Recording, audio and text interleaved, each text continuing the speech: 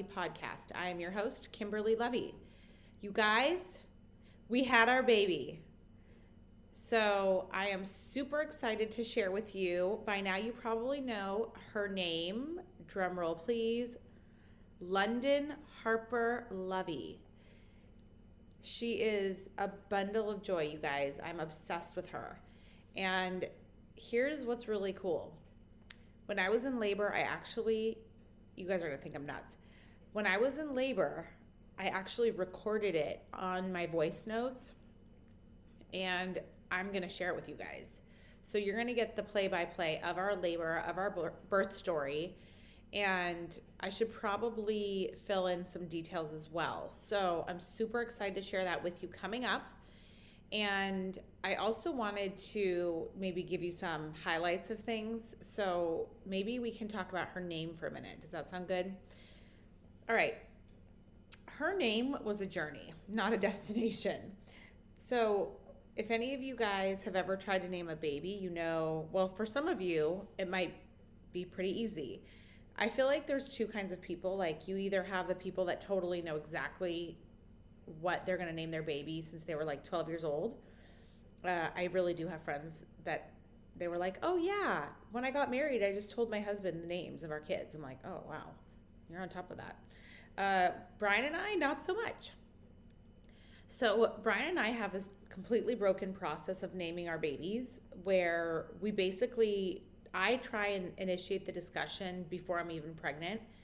And Brian does not even entertain a discussion about baby names until the baby's been born. And it's something that we have done with all three of our babies. It's beyond frustrating. And so this time I completely rewrote the script on that and flipped the model on its head. And I have to tell you how that went down. So basically, so I've had a list of girl names and boy names since I was pregnant with Carter and before we knew if it was a boy or a girl. And Brian has had very strong reactions to the names. Like, he gives me the hard nose, like fast and furiously, and then everything else is kind of like, if he says it's okay, that means like that's made it to the top 10 list. So I've loved so many names for so long, and he's hated all of them.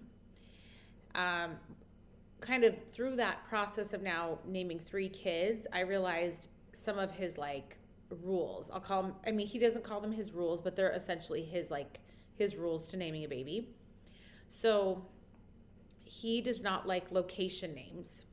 Okay. That's like one of his top rules. Like, I love the name Savannah. I love the name Paris, London, Phoenix. These are names that have literally been on my original list for over 6 years since, like I said, like maybe now 7 years since I was pregnant with Carter. So so he has very specific rules. He doesn't like, what are some of his other ones? Like, he doesn't like too many syllables in a name. Both of us really like 2-syllable names. Like, we just have all these weird rules. So anyway, all that to say, the way that it works is that he basically goes through my list with me, and then he basically says that he hates all of them. And then I just keep revisiting the ones that I think could be maybes for him based on the rules. And so essentially what happened was I just got tired of like waiting on him, because we've been trying to have this baby for 3 years, you guys. 3 freaking years plus. The first time I went to a fertility doctor was in 2019, March of 2019, and we had our baby. She was due March of 2022. So yeah, it's not a surprise that we were having a baby, right? Like, we've been trying for quite some time. So anyway, basically what happened was we were going through our list again, our same broken process, and I was like, I am not waiting till a week after we've named the baby this time. I'm just over it. I want to start to get some like custom, onesies with her name. I wanted to get name decals. I wanted to get all these little, just like, baby blankets, cute things that were custom with her name on it. And so basically what happened was I went back through my list. I loved Peyton. I love that name. Oh, okay. The other name that I really loved was Kensington, and we were going to call her Kenzie, but he was not down for that. It was too long, and he just didn't like the nickname, and so on and so forth. Okay, So anyway, here we are. We're revisiting these names, getting absolutely nowhere. And he had thrown out a couple names that I felt were like really pretty names, but just a little bit too common. And this time I kind of wanted the name to be like more chic and like more like, I don't know, kind of not like out there, like really out there, but just something that's slightly off the beaten path, like not something super, super common and like basic or like traditional.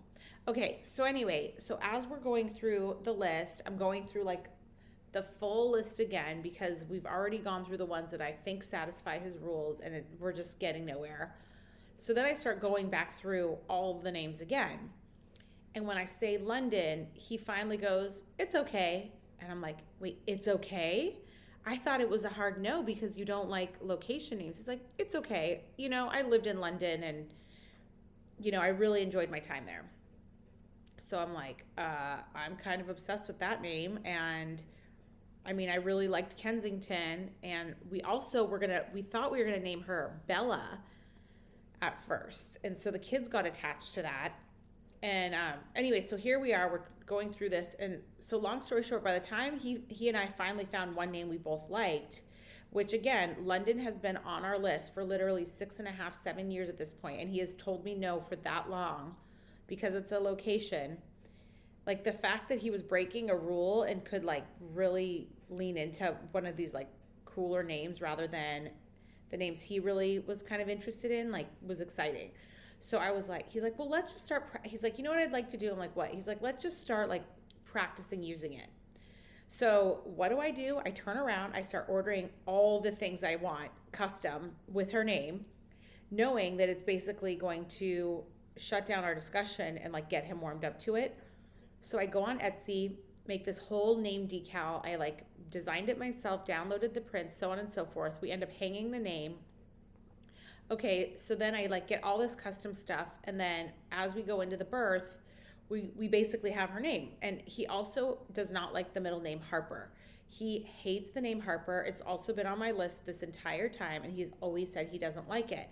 But because the other two kids were named after his grandparents, he said to me this time, you can have the middle name. And he goes, and I know what you're going to name her. I already know you're going to do Harper as the middle name. And I'm like, oh, I wasn't even there yet. But okay, thanks for letting me know that. Because yes, that's what we're doing. So that's what I picked. So everything's London Harper, right? We're going into the birth. We go through this whole crazy birth experience, which the labor story was a ride, which I'll share with you live in a few minutes. But basically, we have the baby, and the day after her birthday, he says to me, oh, wait, even leading up to, sorry, back up. A couple days before she gives birth, he comes into my room, into our bedroom, and he's like, I have to admit something. I'm like, what? And he had such a guilty look, like almost like he was going to tell me he's like coming out, like something like that. I'm like, what is going on? He had like this look of like almost embarrassed to tell me. I'm like, what is the deal? He's like, I have to tell you, I have a name or two I really like. I'm like, well, what? And he's like, I really like Olivia, Emma, and Chloe. And I was like, absolutely not. It is too late in the game. We are about to have this baby. I've been begging you for your opinion for literally 3 years. You cannot do this to me like 2 or 3 days before. And those are all beautiful names, but they're also pretty common. And so I was just sort of like annoyed about the whole, and like kind of made me uneasy about, makes you second guess. Okay, so then cut to, we have the baby again, whole story. And then the next day after her birthday, he says to me, I really like Olivia. I'm like, well, I really like the name Olivia too. It's a beautiful name. But Olivia Lovey is very like, I don't know. I felt like it was going to be like live, laugh, lovey. You know what I'm saying? Very like live, love, live, lovey. Like, I don't know, just too much. But also just very common. Like I could name like 3 or 4 different Olivias I know. And I just don't want her to be one of like, like Charlotte's name is already kind of pretty common. So I just didn't want it to be like super common, like the Jennifer of our day. No offense to my sister. So anyway, all that to say, I'm like, give me the birth certificate papers. I'm filling it out. We are naming her London Harper Lovey. That's it. And for a second, I was like, maybe I should give her 2 middle names, like London Harper Olivia Lovey. but I'm like, that's just it's such a long name. And Charlotte has two middle names technically, but it's like shorter. It's Charlotte Betty Rose. And that's like shorter, and it's almost like a hyphen. And then I feel like it would be bad for Carter to be the only one without two middle names. So I'm like, okay, this is getting too complicated. She gets one middle name and that's that. So, and then everybody was saying to me, I can't believe how many of you were like, are you going to name her something with the C? And I'm like, I mean, if it works, it works. But like, I just wasn't falling in love with any of the names with the C, to be honest. And so anyway, so we did it. And some people were like, oh, you didn't end up going with a C name. I'm like, well, no, because it's like Carter and Charlotte, they both have C names, but one, that was a complete fluke. And two, it's not like they both have a hard C sounding name. Like, it's not like Carter and Chloe, you know what I mean? Or Carter and something that sounds like with the K sound. Charlotte is a C, but it's a CH. So it's a totally different sound.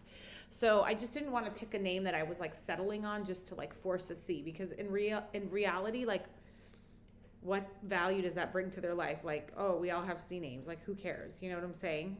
Like, it's just not important to me. I don't know. Like, I don't know. I mean, I think if we found one we really, really liked, fine. But anyway, so that was our whole naming adventure. We still, and like, I have to be honest with you guys, like, for like a couple days, I didn't really want to announce the name because I was like, I wanted to make sure Brian was okay with it, because I was getting this weird vibe from him, like he didn't love it. And I think now that I've seen her, if I were to name her something else besides London, I would have picked Chloe, because she has dark hair. I think she's going to have dark eyes, and she just kind of looks like a Chloe to me. But I love London because it's just so chic and like, I don't know. So yes, so that was that. So with that, I'm going to share with you guys exactly our exact story, but I'll just summarize it quickly. So basically what happened was we were due the first week of March 3rd. And I was so excited because for 3 years I had told my husband I really wanted a March baby. And so I don't know why, I just, it's Pisces and Carter's Pisces. It's a different month than Carter's birthday, but like still Pisces. So we were due like, it was just perfect. It was all the stars aligned. So I was very stuck on this like March due date thing. And then as we were leading up to the birth, the last couple weeks, at 37 weeks, I had an ultrasound, and it was showing that the baby's head circumference was only 1%, in the 1 percentile. And I started to freak out. And we ended up having to go to a growth specialist and doing all these tests, and I was getting heavily monitored. And then her percentile used to be in the 30th percentile, and as the weeks were going by, it was dropping. And so by the time it was like getting near my due date, the growth specialists were like, you need to induce no later than 39 weeks, and that's the guideline for full term. And if you're like advanced maternal age, which is basically over 35 years old, they basically recommend that you get induced by 39 weeks, because the placenta can erode and like kind of start to like fail. And the placenta is the organ that, sustains the baby. So if there's an issue with the placenta, you can end up losing your baby. So they were really on me, and they wanted to induce me, and the baby would have been born on Carter's birthday if I had induced the 22nd. Based on the time that I would have been admitted. So I basically pushed it 4 days out, and all the while I'm being yelled at by my family. They're like, you cannot play around with this. You need to induce, like, this is not safe. Listen to the specialist, like, and my sister called me. She's like, what are you doing? You need to get the baby out. If the baby's not growing, you need to get her out safely. So I just didn't want to, because I was trying to get to March. So I was like really upset about that. I was upset that she wasn't growing. She was in the 8th percentile at that point. And so it was not looking good. And so I basically had to go and get induced I got admitted February 26th finally. And that birth story was probably it was the most dramatic and wild of all 3 of the kids. It was not a fun experience. It wasn't horrible. I mean, thankfully everything turned out fine, but we had some really scary moments. So I'm looking forward to sharing that with you guys live, and I'm just so proud to share her. I'm so happy that she's here. This is a baby that I've just dreamt of. We've dreamt of her for 3 years, and to hold her was just, you guys, when they put that child on my chest, like any of you that have had a baby, like for me, the first two with Carter and Charlotte, I was bawling, tears of joy, bawling. Like it's the most insane feeling to hold your baby for the first time. It leaves you speechless. But this time I will say I had that feeling. They put her on my chest when she was, blue until she took her first breath and started crying, which was the second she started crying, I started bawling tears of joy, but I was just shocked. I mean, it was shocking to go through so much to get her here and to have so many hurdles along the way. Every step of the way we fought for her to get her here and to just hold her and see her and know she was healthy and safe and home and Earthside. It was just spectacular. And, I do have to say my friend Cassandra, when I was really upset about delivering her a little bit early, she's like, just get her Earthside, babe, so we can gush over her. And it just made me realize, like, it doesn't matter. So she ended up being born. We ended up having her on February 27th at 12:23 a.m. She was 6 pounds and 8 ounces, 6.5, so 6'8", exactly 6.5. I think, yeah. And she had a great latch. We had some issues with breastfeeding, which I'm going to get into that probably in a different episode. But she just is perfect. She's perfect. She has hair, and we did a newborn photo shoot. We're 3 weeks. She's 20 days old today. She's sitting here with me. She's laying on my chest right now. She just fed. And anyway, I'm just so grateful for everybody's support and all your love, people bringing me presents, checking in on us, and, just loving us. So thank you for sharing this journey with us. And I've podcasted a lot about it. So if you guys want to understand more about the IVF journey, you can look back at past episodes. But I think with that, I will go ahead and upload the live, like the play-by-play of our labor story coming up.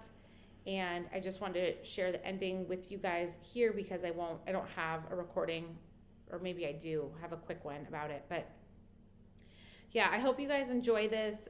I love you guys. And for my friends that are listening, I hope that you can come visit little Lundy. We call her little Lundy. She's so cute, or baby Lundy.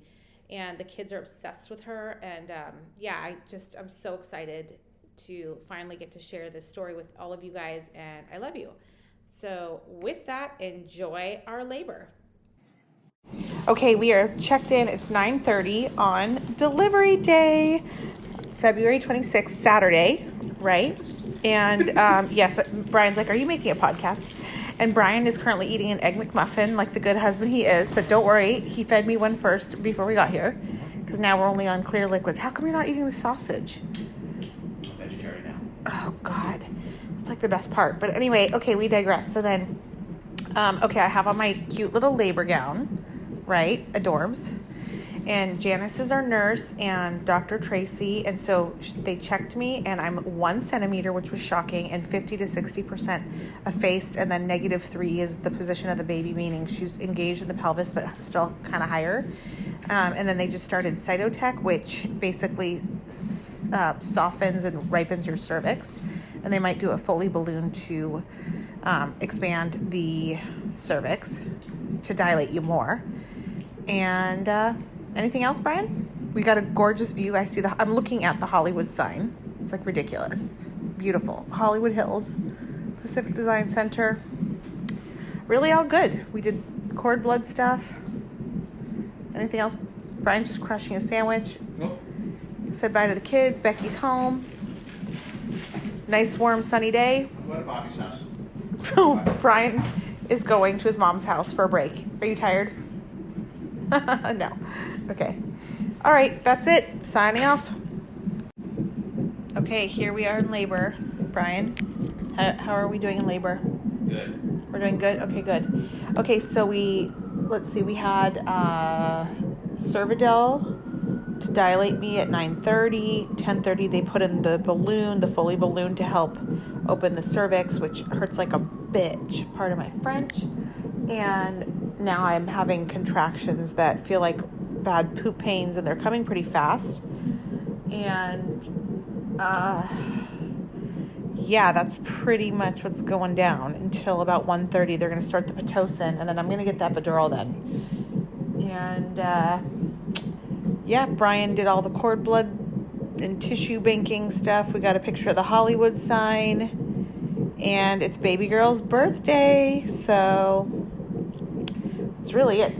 These that you can hear the heartbeat in the background, but the contractions, they don't feel very good, I gotta say. They feel like it kind of hurts. So yeah, that's all I really have right now. It's 11 o'clock, Saturday the 26th. And Brian, do you have anything to add? Not this time. Okay. Okay. All right. That's the quick and dirty bite. Wow. So I just got fentanyl, and holy moly, I'm wasted now officially. Yeah, just got fentanyl. I'm officially wasted. It's 11:50 in the morning. Janice came in, saw my contractions were really hardcore.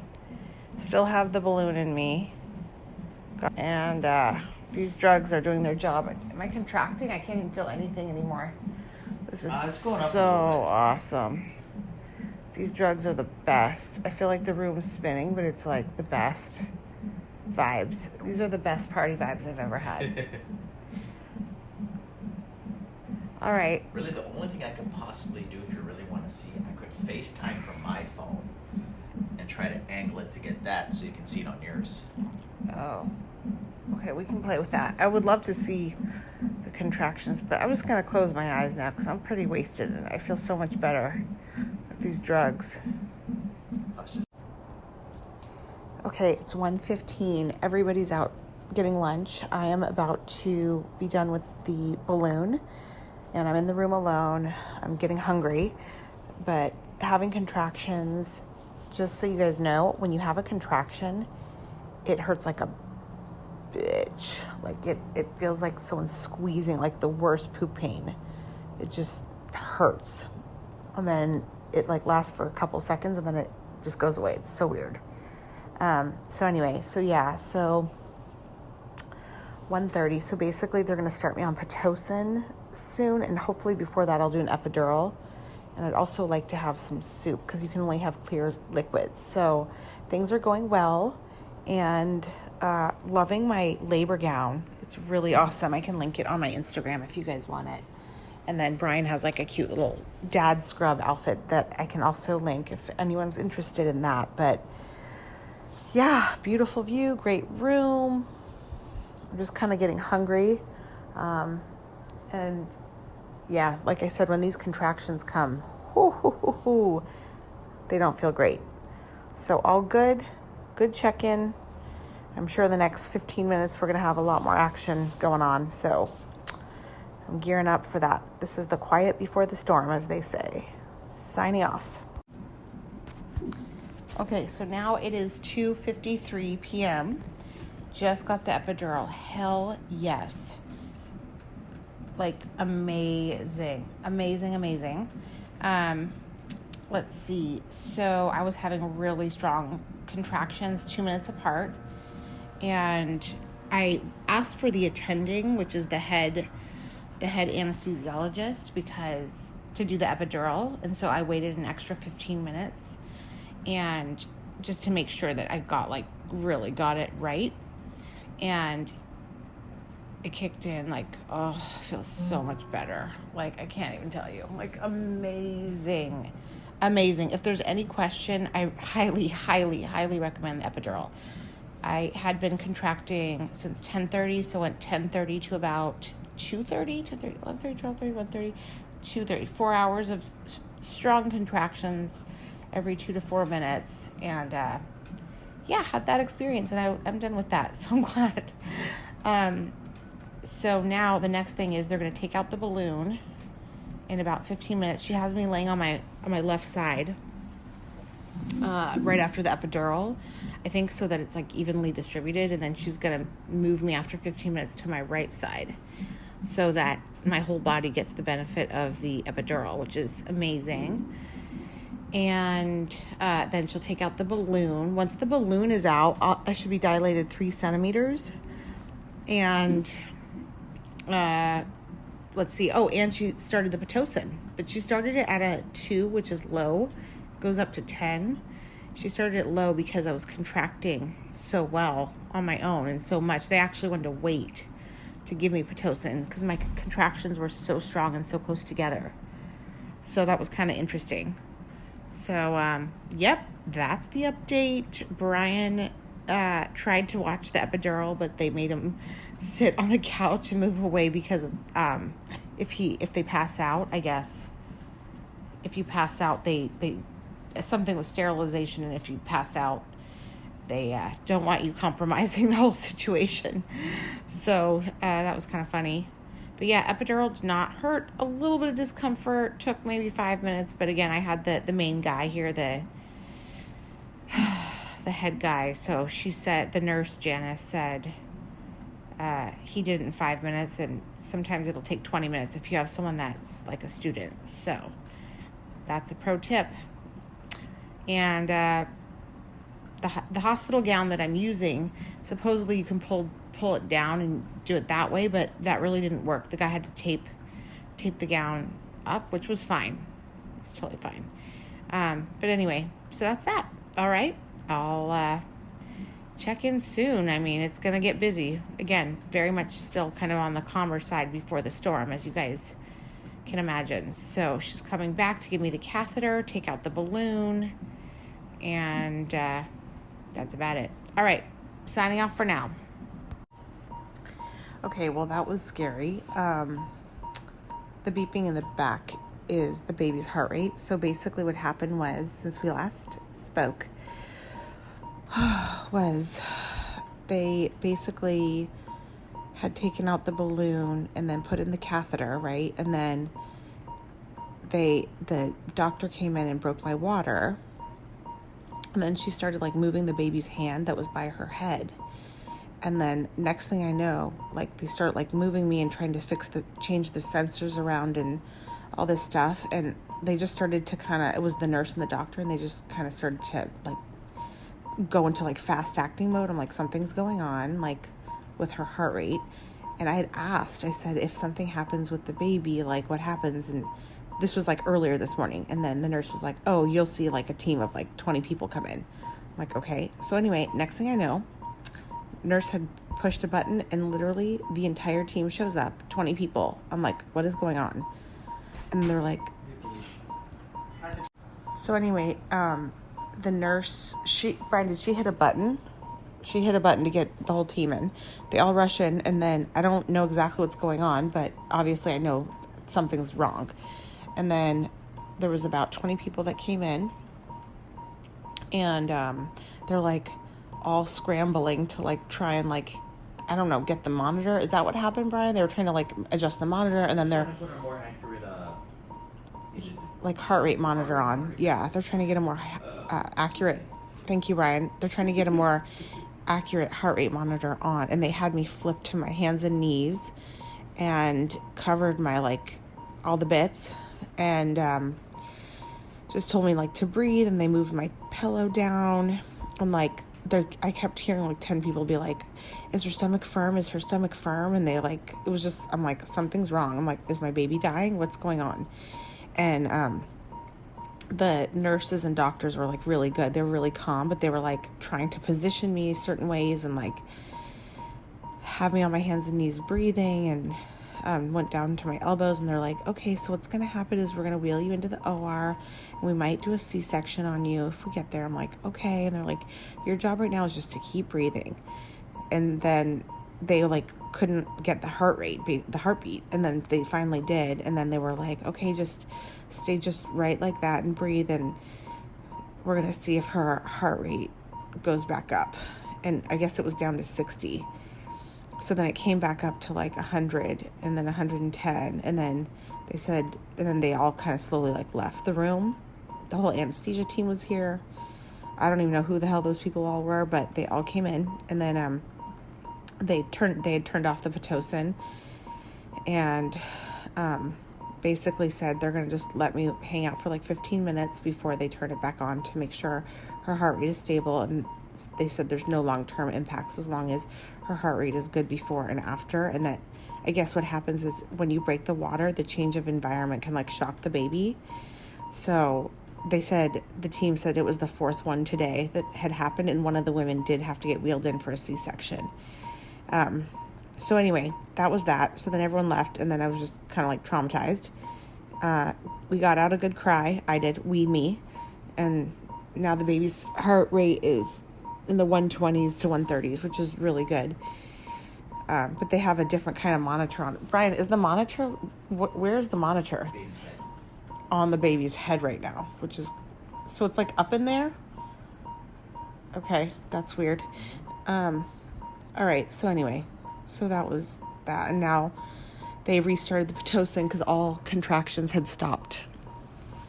So, and they called my doctor to tell him.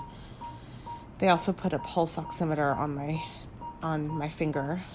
And I'm gushing water, just so we all know, because they had broken my water, so now like water's gushing out too. And they have this inflatable something or other in between my legs and have me on my side, so to try and get the baby lower. All right, so that was that trauma, but everything's good. So, okay, signing off now.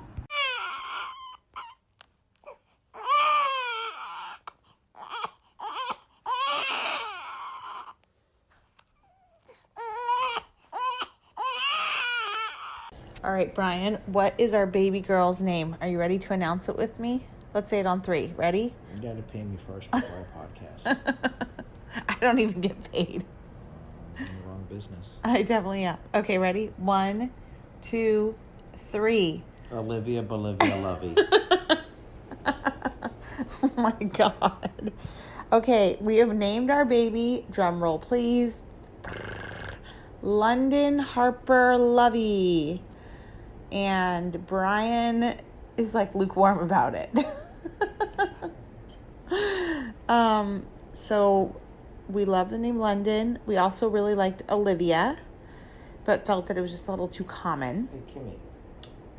And I will report back in for the rest. All right, that is it for today. Now, as you know, some of our best conversations actually happen after the show. So I want you to find me on Instagram at Kimberly Lovey and let me know your thoughts about today's show. You can screenshot this episode and let us know what your biggest takeaway was and tag me at Kimberly Lovey and we can share it on our stories. I will see you again, same time, same place next week.